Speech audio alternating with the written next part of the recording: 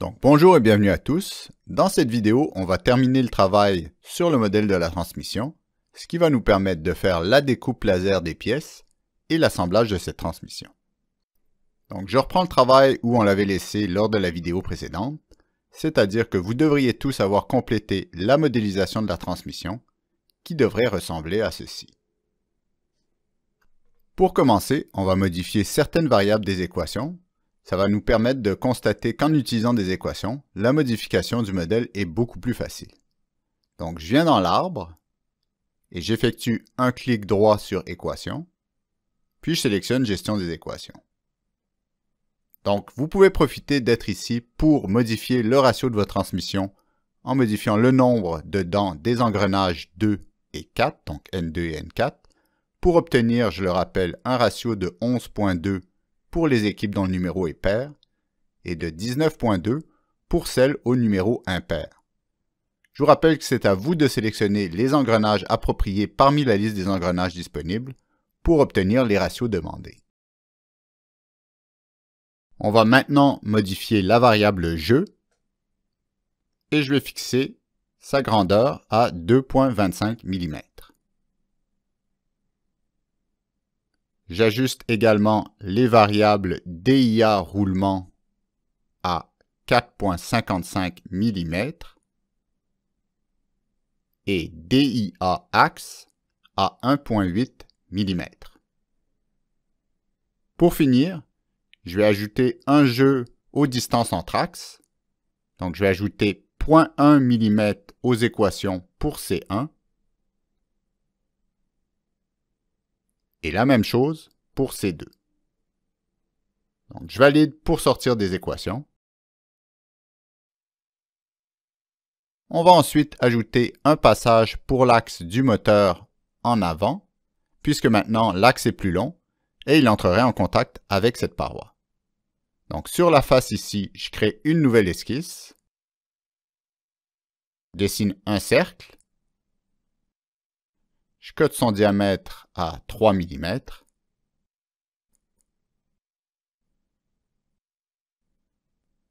et je le rends concentrique avec le trou ici.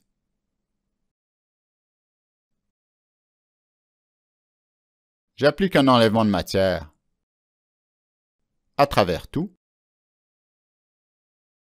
puis je sélectionne uniquement ce corps dans la zone d'action de la fonction, puis je valide. On va maintenant procéder à l'assemblage de la transmission. J'ai donc placé sur Moodle l'ensemble des pièces standards que vous aurez à utiliser pour cet assemblage. Donc votre premier travail, c'est de télécharger ces fichiers, de les dézipper et de les sauvegarder dans le répertoire de votre bibliothèque de conception. Pour accélérer l'assemblage, on va tout d'abord créer un sous-assemblage de la vis et de l'écrou. Donc, je commence par ouvrir le fichier de la vis en double-cliquant dessus dans la bibliothèque. Et avant de réaliser ce sous-assemblage, je vais ajouter une référence de contrainte. Donc, une référence de contrainte, ça va vous permettre de créer des contraintes d'assemblage automatiquement, simplement en approchant la vis près d'une arête circulaire. Donc, étant donné que pour votre projet, il y aura plusieurs vis dans l'assemblage, ça va vous permettre de sauver beaucoup de temps. Donc, pour ajouter une référence de contrainte, je vais sous Géométrie de référence dans le gestionnaire de fonctions et je sélectionne ici Référence de contrainte. Comme référence, je choisis ici l'arête. Comme type de contrainte, je prends par défaut. Et pour l'orientation, je sélectionne N'importe. Et je valide. Je crée un nouvel assemblage à partir de cette pièce avec le gabarit TCH 007.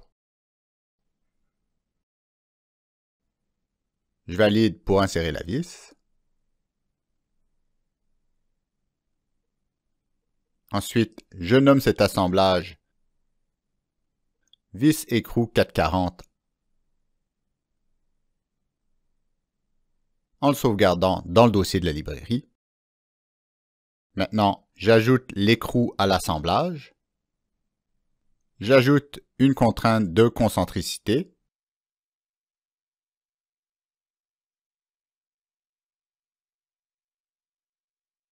Puis avec une contrainte de distance, on fixe la distance entre cette face et cette face à 8,32 mm. Je sauvegarde et je ferme cet assemblage.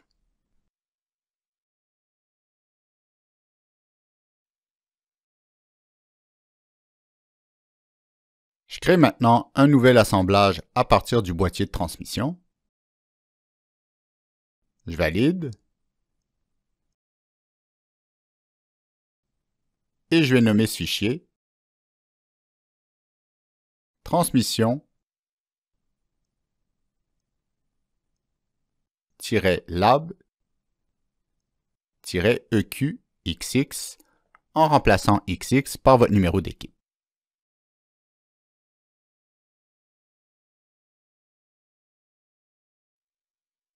Ensuite, depuis la librairie de conception, je fais glisser le sous-assemblage de la vis et de l'écrou. Puis, en l'approchant des trous, la vis va être attirée dans sa position. Et une fois en position, je relâche le bouton gauche de la souris et la contrainte est ajoutée automatiquement. Je peux répéter cette opération pour chacun des trous sans avoir à insérer de nouveau cet assemblage.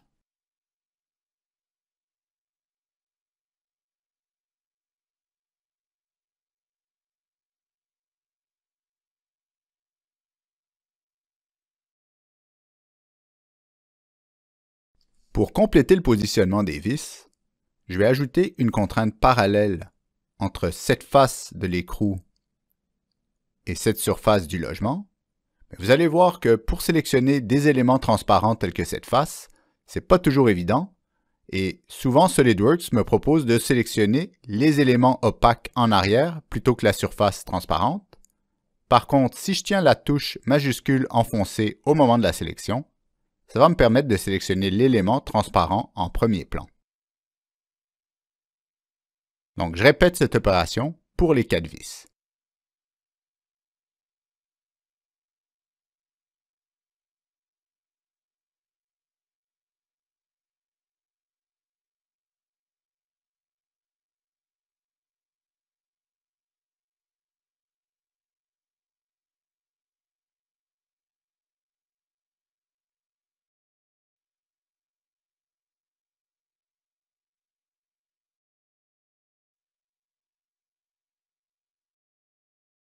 J'insère ensuite le moteur et là, je vous laisse libre de fixer les contraintes de votre choix.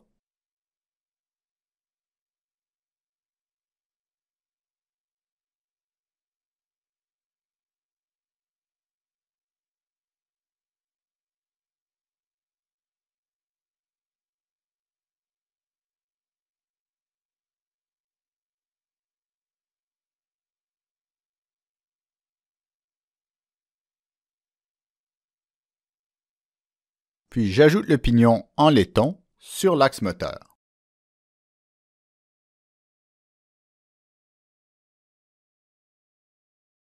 Vous remarquerez que pour ces deux composants, j'ai déjà ajouté des références de contraintes, ce qui permet de les positionner plus facilement.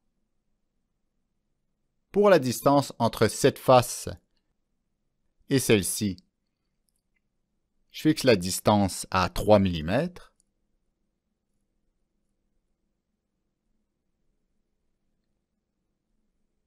J'ajoute ensuite l'axe ici et je sélectionne la configuration pour un diamètre de 2 mm et une longueur de 14 mm. Et j'ajoute un autre axe ici. Pour le second, choisis la configuration 2,37 mm, L60, donc un diamètre de 3/32 de pouce. Ensuite, je fixe ces deux faces coïncidentes pour cet axe.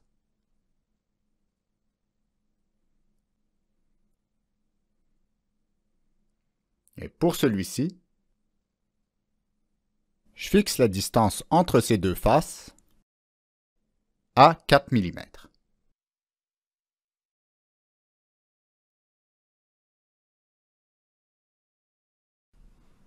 J'ajoute maintenant les roulements à billes sur l'axe de 3/32 de pouce, ici,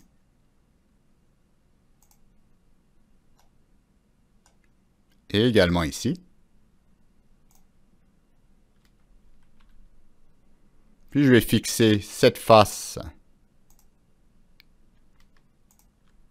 coïncidente à celle-ci. Et de l'autre côté, cette face coïncidente à celle-ci.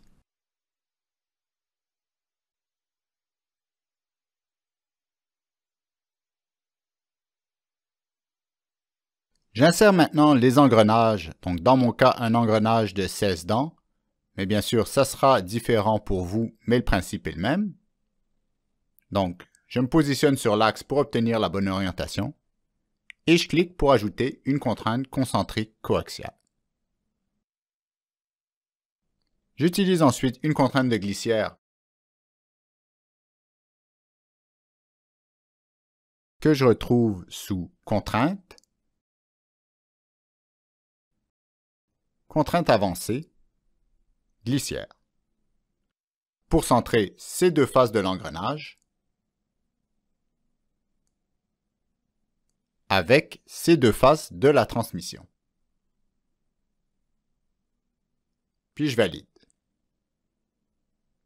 De la même façon, j'insère un engrenage de 48 dents en répétant les mêmes étapes.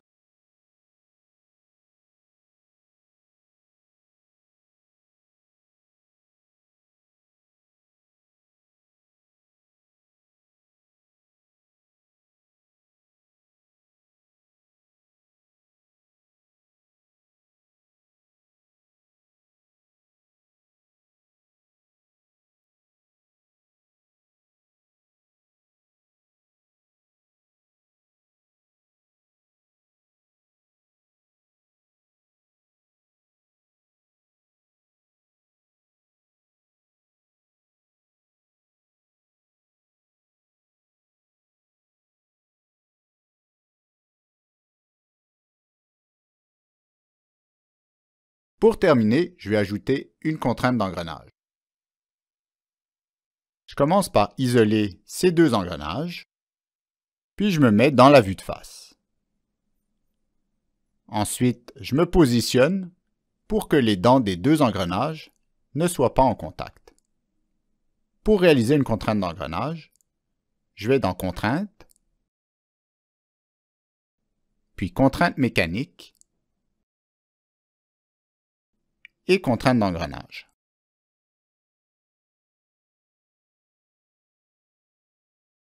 Ensuite, comme sélection, je dois choisir un élément circulaire de chaque engrenage dont le centre correspond à l'axe de rotation des engrenages. Personnellement, je choisis toujours ces petits arcs au fond des dents pour chaque engrenage.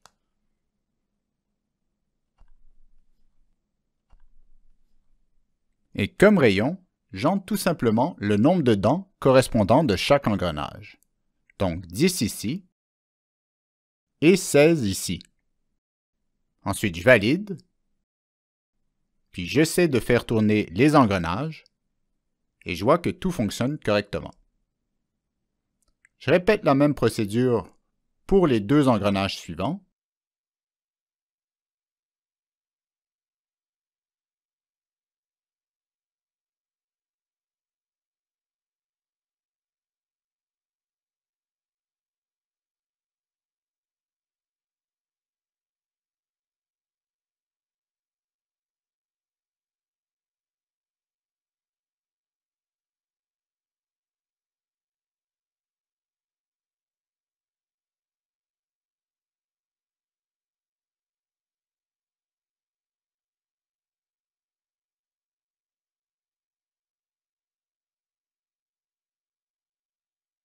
Donc, tout semble fonctionner correctement. Donc, je vais pouvoir procéder maintenant à la mise en plan du boîtier de transmission qui va permettre d'en faire la découpe laser.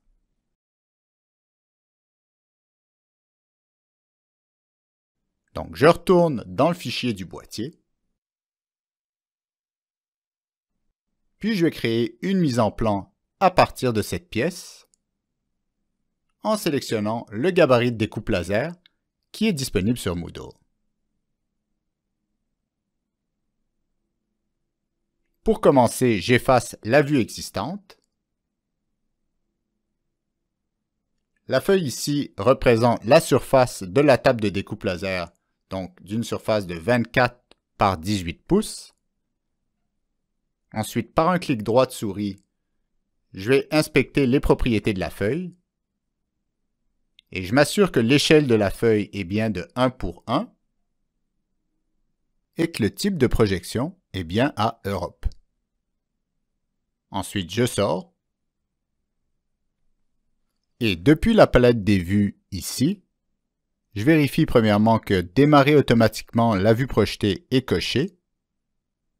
Et j'insère la vue de dessus en la glissant sur la feuille.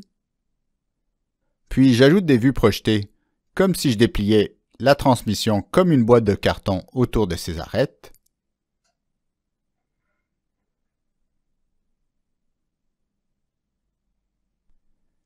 Si vous vous demandez pourquoi je fais ça, c'est un peu difficile de l'expliquer dans une vidéo.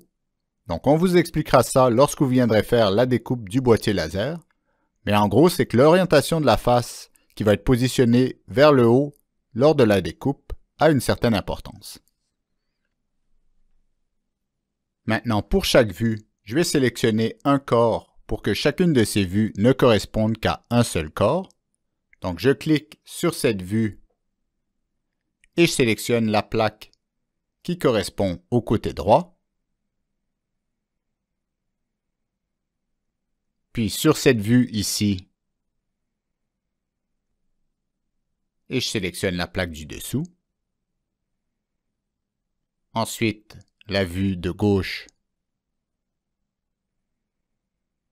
et je sélectionne la plaque du côté gauche. La vue à l'avant,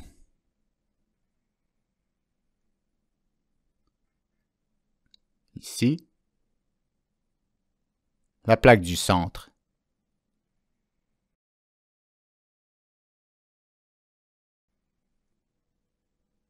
ici.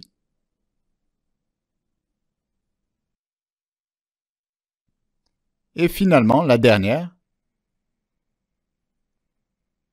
qui correspond à la plaque arrière. Maintenant, pour la découpe, je vais sauvegarder sous cette mise en plan en la sauvegardant au format AutoCAD, donc .dwg, parce que la découpe laser va être effectuée à partir d'AutoCAD.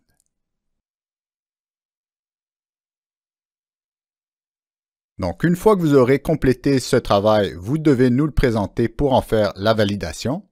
Donc, il faut que vous présentiez à la fois les fichiers SolidWorks d'assemblage et ceux de mise en plan. Donc, vous mettez tout ça sur une clé USB ou sur votre drive en utilisant la commande Pack and Go de SolidWorks. Et une fois vérifié, vous obtiendrez un rendez-vous pour la découpe laser et vous effectuerez l'assemblage de votre transmission qui est présenté dans une autre vidéo. Donc, merci et bon laboratoire.